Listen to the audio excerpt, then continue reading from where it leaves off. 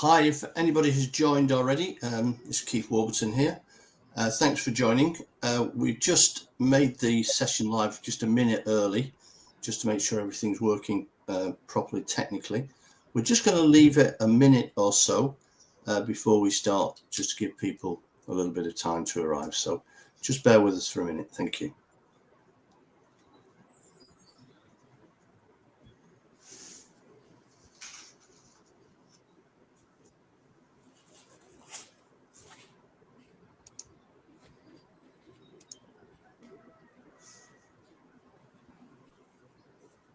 Okay, we're live.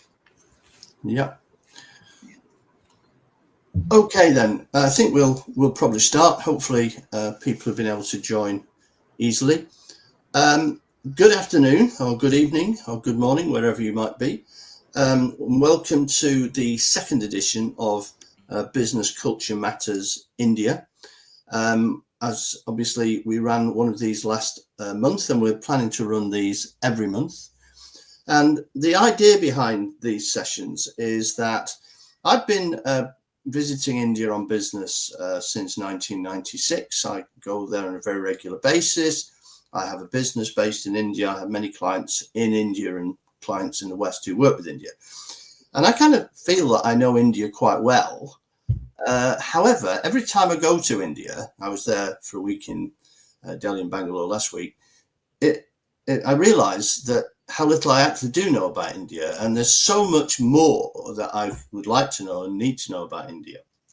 And so the idea behind these sessions is that me, as an interested non-Indian, I'm going to talk to a couple of my colleagues, Nav and Vidya, about some, I think, reasonably interesting aspects of life and business in India. I'm playing the role of one of my clients really in the West, who asks me these types of questions all the time. So hopefully the information we can cover here will be of interest and helpful to people who are working with or in India. So I'm Keith Warburton. I'm the CEO of a company called Global Business Culture. We're a specialist training and consultancy organization who work exclusively in the field of the impact that international cultural differences can have when people work in cross-border environments. And we've been working in this field now for over 20 years. And I'm joined today by a couple of my colleagues who will introduce themselves. So I'll start with Vidya. If you'd just like to briefly introduce yourself. Hi, everybody. I'm Vidya. I am a senior consultant with Global Business Culture, and I'm based in Bangalore. Born and raised in India. I've spent my entire life here, over 20 years of experience working in multinational organizations. And like Keith said, the impact that culture has on international operations and business, this is what I'm really passionate about. And I'm looking forward to sharing insights and adding value to the questions Keith has for us today. Thanks, Vidya. And Nav. Yes, hi everyone. If you are the first time hearing me, I'm somewhere in between Vidya and Keith. So I've spent half my life in India and the last 21 years in the UK. I'm currently in India. I've been in India for the last almost 3 months now. And I still continue dividing my time between India and the West. I have the same role as Keith and Vidya. So I'm one of the consultants in GBC, mainly out of the UK, but I do spend a lot of time in India these days. So yeah, I'm looking forward to these discussions because they are very close to my heart. Great. Thanks, Nav. Thanks, Vidya. And in each of these sessions, we're going to cover very quickly, because we've only got half an hour, we're going to cover 3 separate topics. And the topics we picked for this edition are to talk a little bit about Indian holidays and festivals. The second topic will be talking around onboarding new colleagues in India from the perspective of Western businesses onboarding new colleagues in India.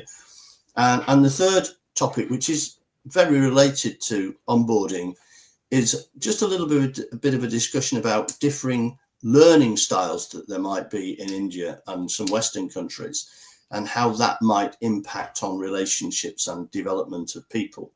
So we're going to cover those 3 topics. We've got about just under 10 minutes on each of them, so we can't hope to cover these topics in their entirety, but we'll hopefully raise a few interesting things. So we're going to start with talking about holidays in India, holidays and festivals. And the reason I picked this topic was because it's a thing that's raised constantly with me by our clients in the West, large Western American or European businesses who have operations in India. And we do training programs with people in the West about understanding India a little bit better.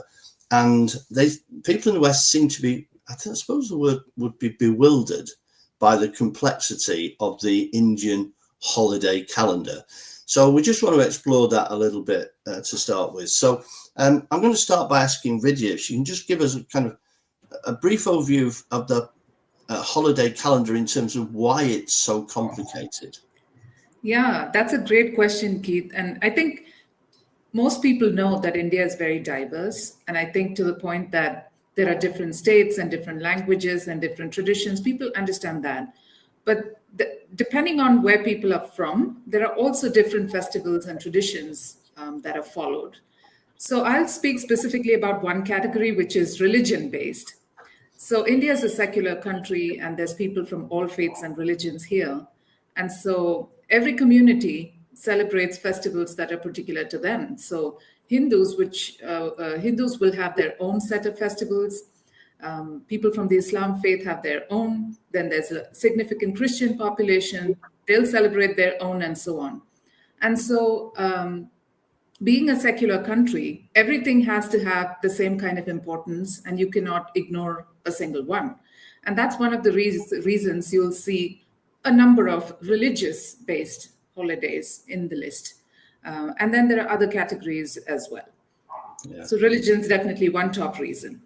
But it's quite complicated, that, isn't it? Because I was in Bangalore last week with our colleague Rohan Mukhtali, who's based in our Mumbai office, and he had to fly back on Thursday evening because it was Holi, and he had to get back for his family, colour festival.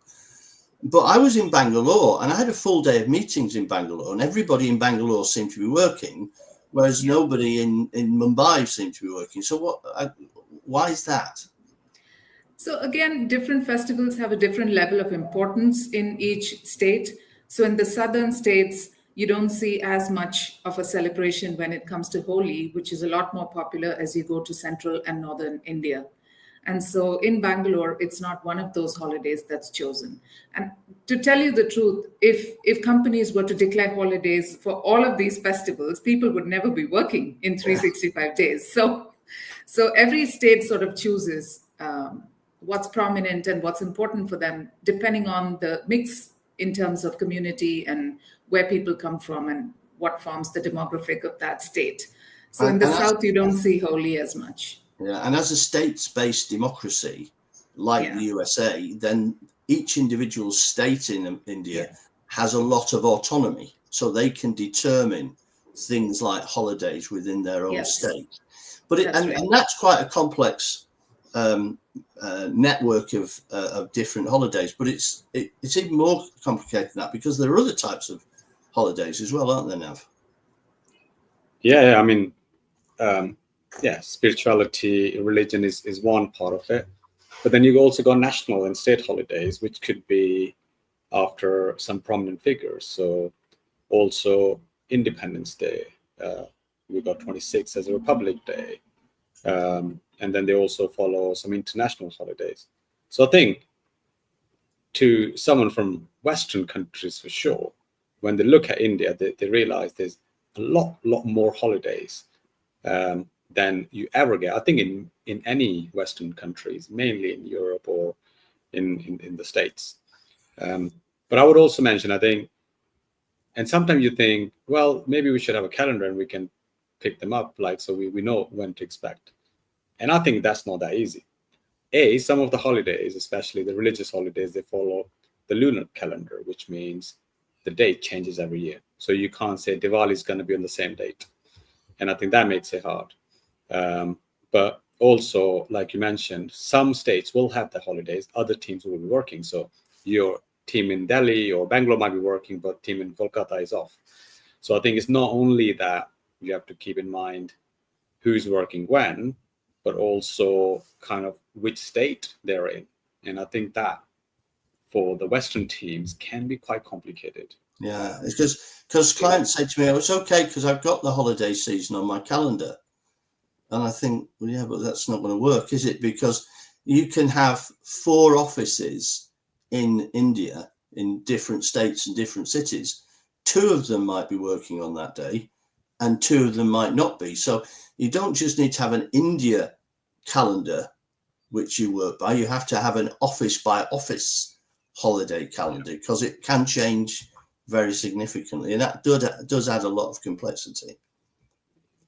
And I think what we've also seen is, because there's usually unawareness of these holidays in the Western teams, you might book a meeting with your team in India, now realizing that this is a bank holiday, and your India team might not say no to you because of the indirect communication stuff we've talked about before, right? So they feel obliged to turn up on that day where everyone, all their colleagues or their relatives or families are having fun, and they have to dial into a client meeting or have a meeting with their colleagues.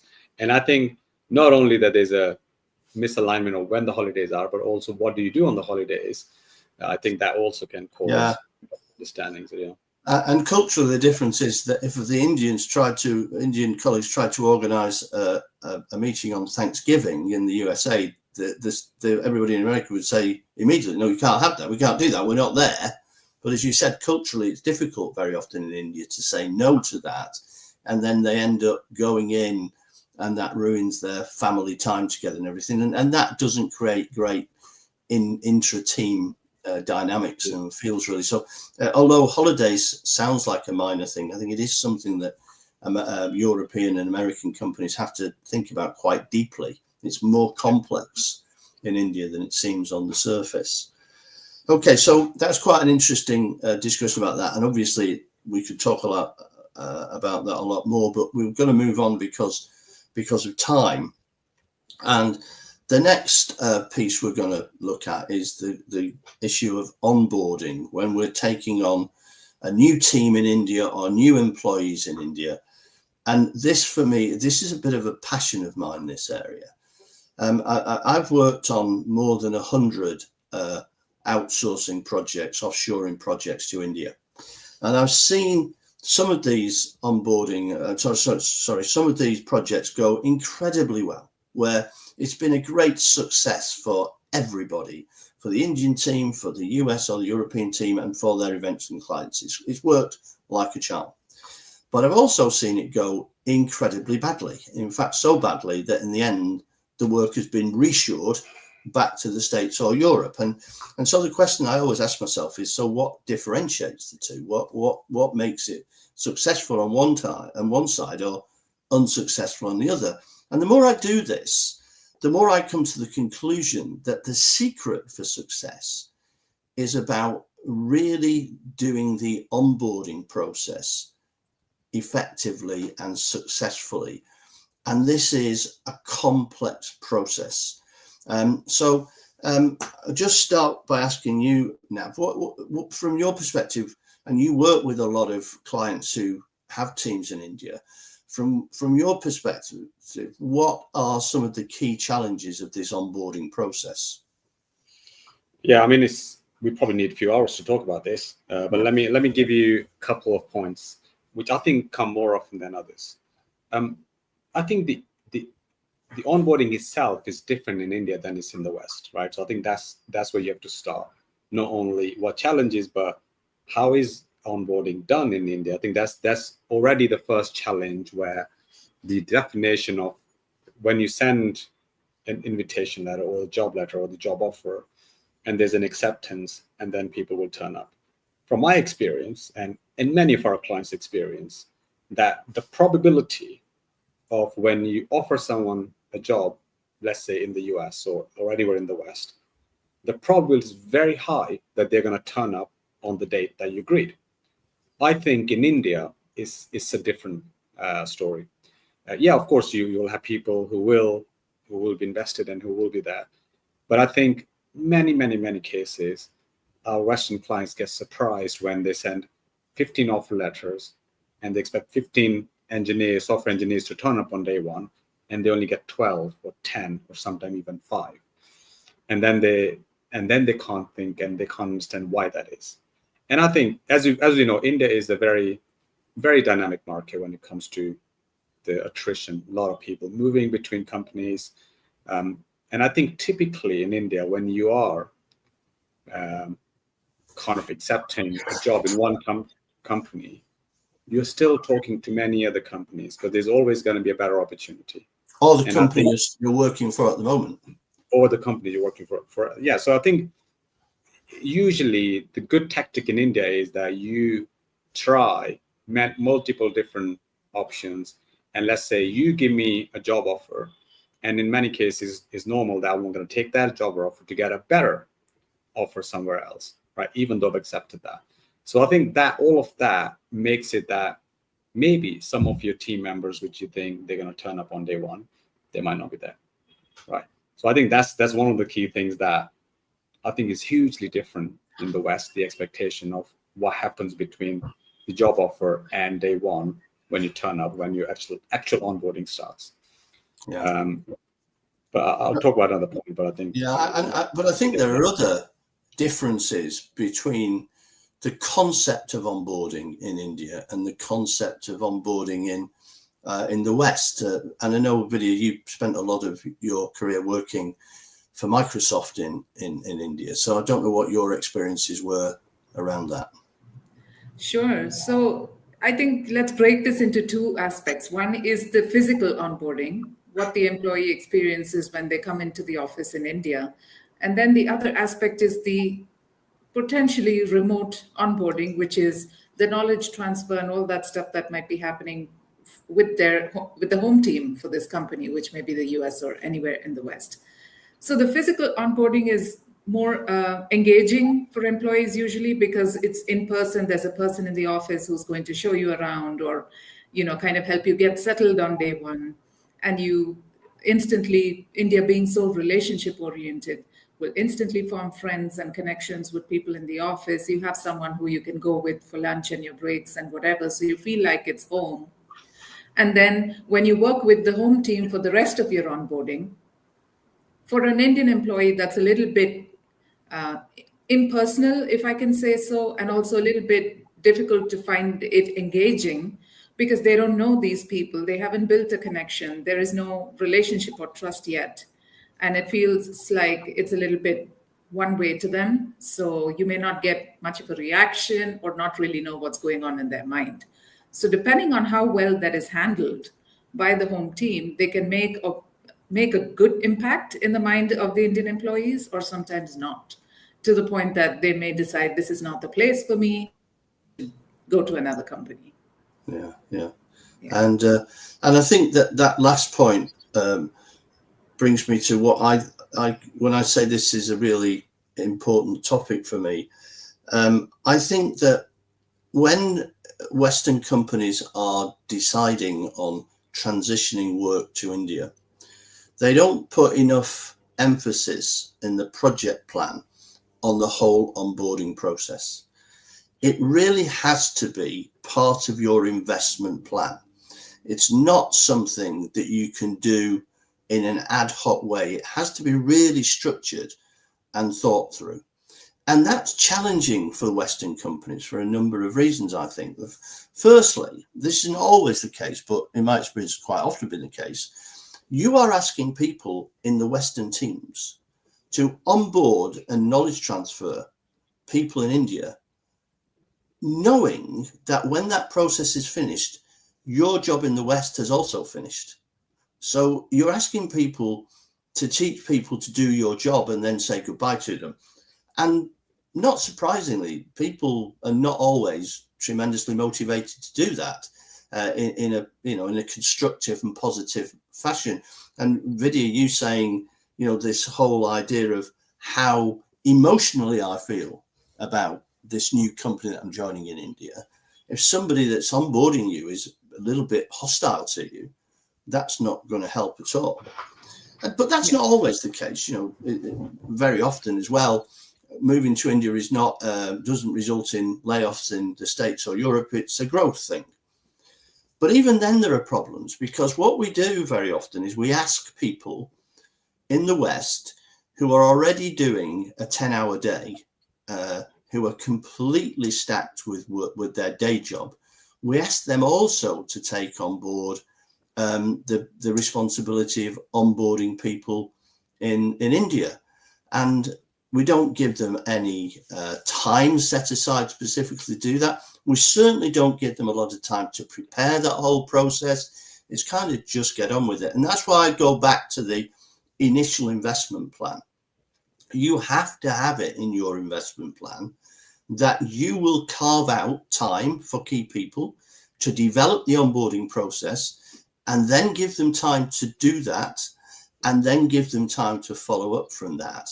But you can't expect them to do that unless you take some of their day job, their normal work away from them.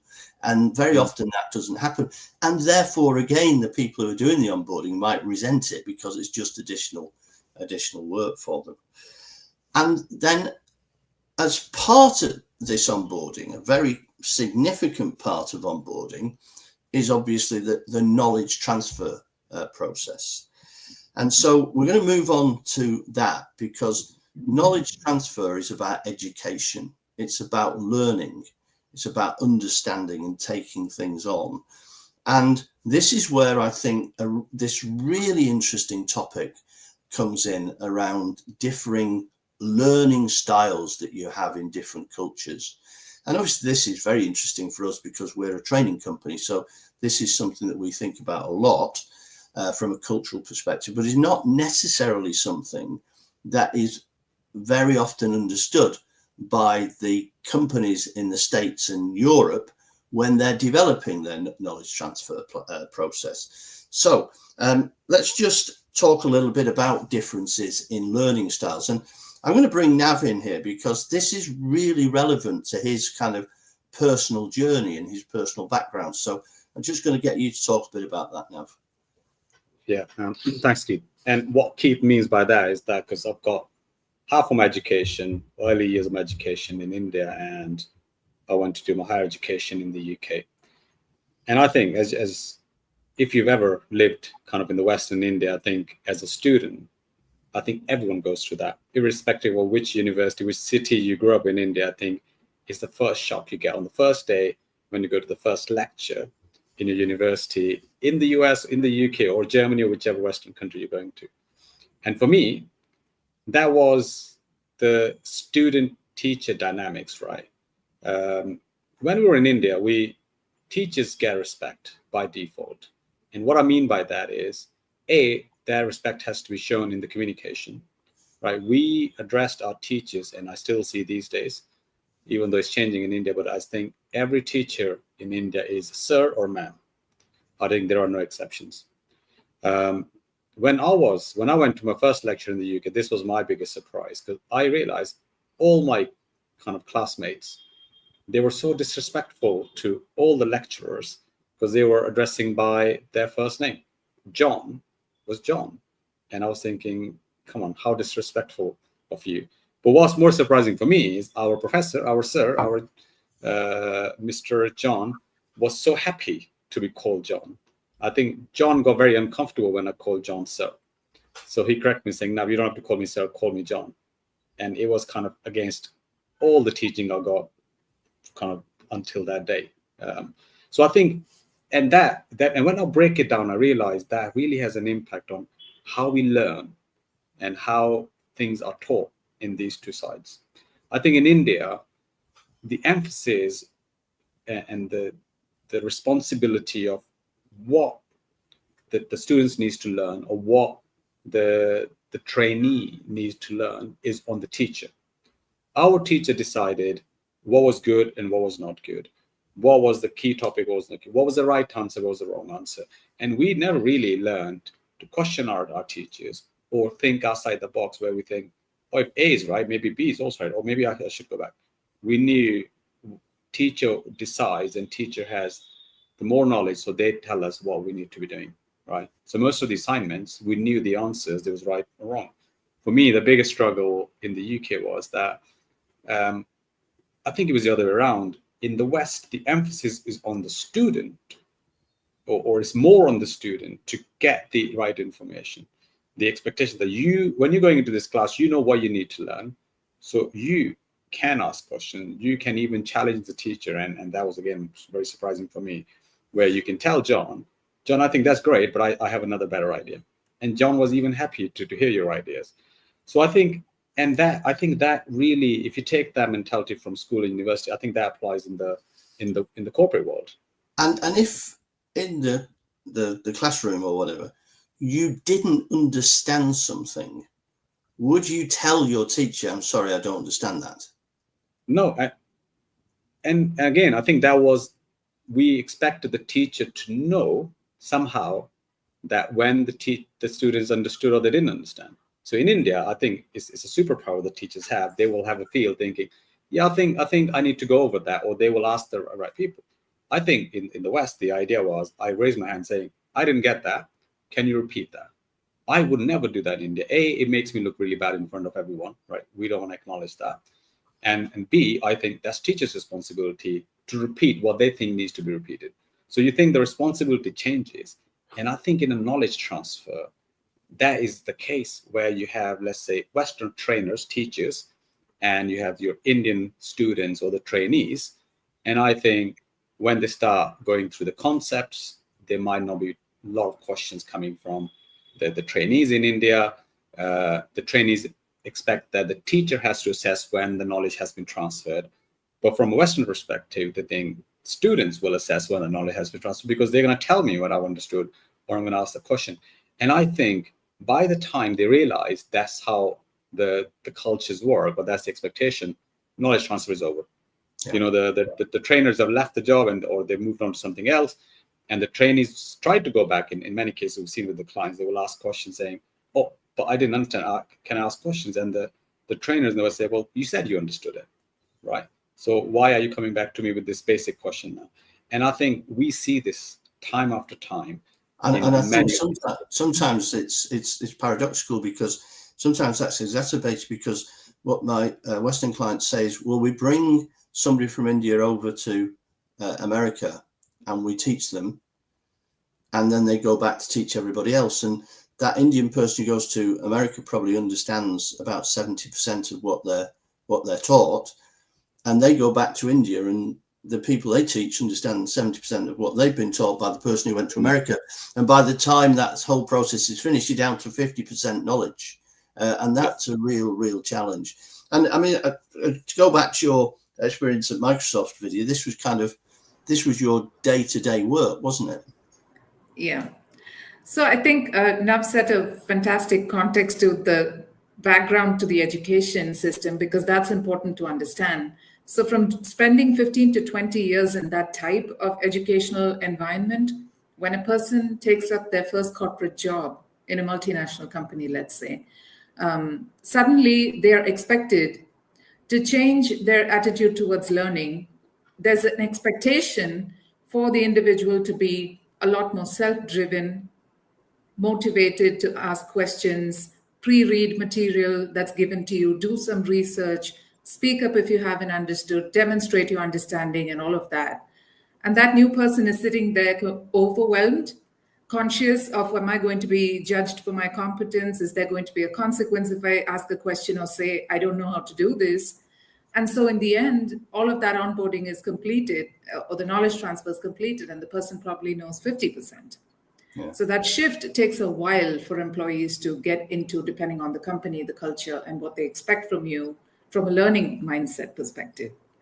Yeah, and especially if you've just got a big new job, you're not going to spend the first 2 weeks saying, no, I don't understand, no, I don't understand, no, I don't understand, because it reflects very badly on you. And that's exactly when you need people to say, no, I don't understand, no, I don't understand. And I think that this difference in learning style is often not even on the radar screen of the home teams who are developing the onboarding and the knowledge transfer process.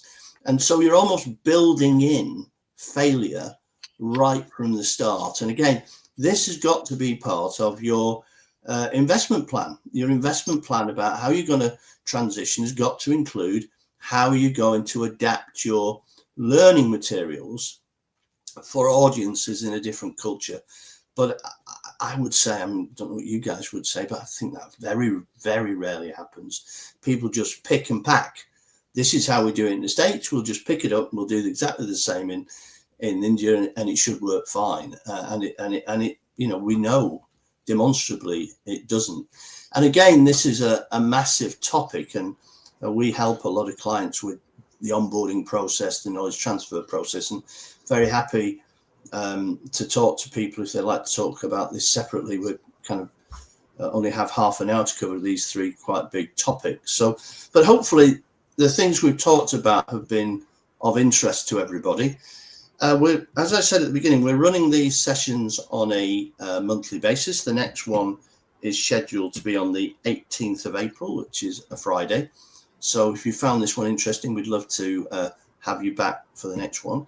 We'd be very interested to hear. You can write in the comments if there are any particular topics that you'd like us to cover. There's so many topics we can cover, and we've got a long list, but obviously we'd like to respond to our audience and see if there's anything that you would particularly like us to talk about. So we'd just like to thank you for your time today. I'd like to thank Nav and Vidya for joining me. We always enjoy these conversations. It's a fascinating topic. And everybody have a good weekend, and we'll hope to see you again at the next one on the 18th of April. Thank you very much. Thanks, everyone. Thank you. Goodbye for now. Bye-bye.